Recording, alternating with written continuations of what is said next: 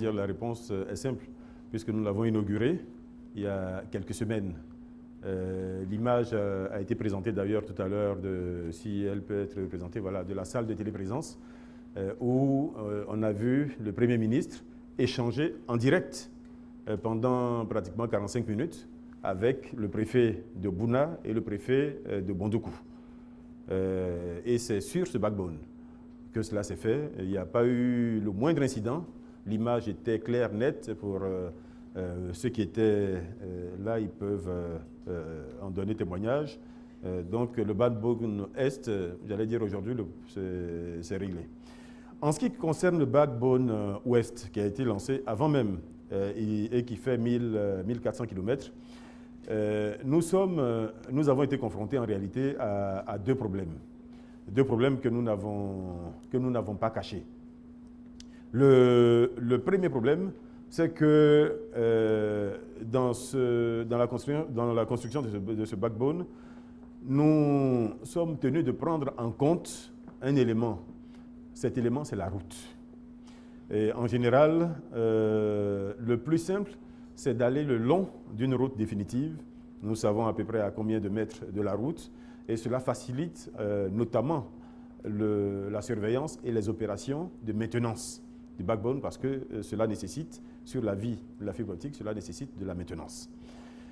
Il se trouve que sur à peu près 400 km, nous avons été bloqués par le fait que les routes n'étaient pas définitives.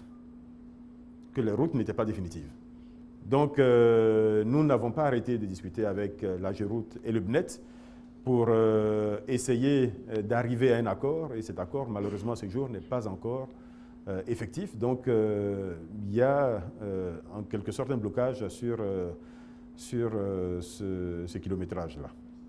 L'autre élément, parce que ce backbone Ouest, nous l'avons dit, il a été lancé avant. Et quand il a été lancé, souvenez-vous, on ne parlait pas de ANSUT à cette époque-là. On parlait à l'époque encore de Fonds national des télécommunications, FNT.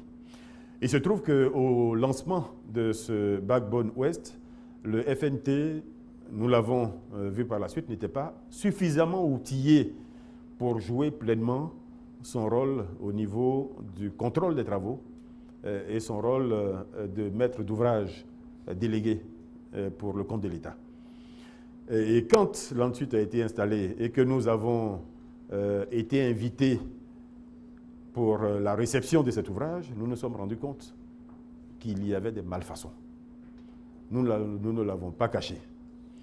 Et j'allais dire, le plus simple à l'époque, peut-être eût été qu'on ferme les yeux là-dessus et qu'on fonctionne tant bien que mal avec un réseau qui aurait duré peut-être seulement la moitié de sa vie normale. Mais à partir du moment où nous nous sommes rendus compte de cela, nous avons décidé, contre vents et marées, je dois dire, d'obtenir que le backbone soit remis à bon niveau. Et comme le travail était terminé, il a fallu remonter jusqu'au siège de l'opérateur qui le faisait ici en Chine.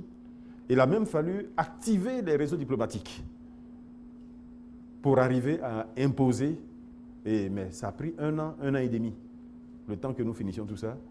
Et on a pu obtenir aujourd'hui que ce backbone soit repris.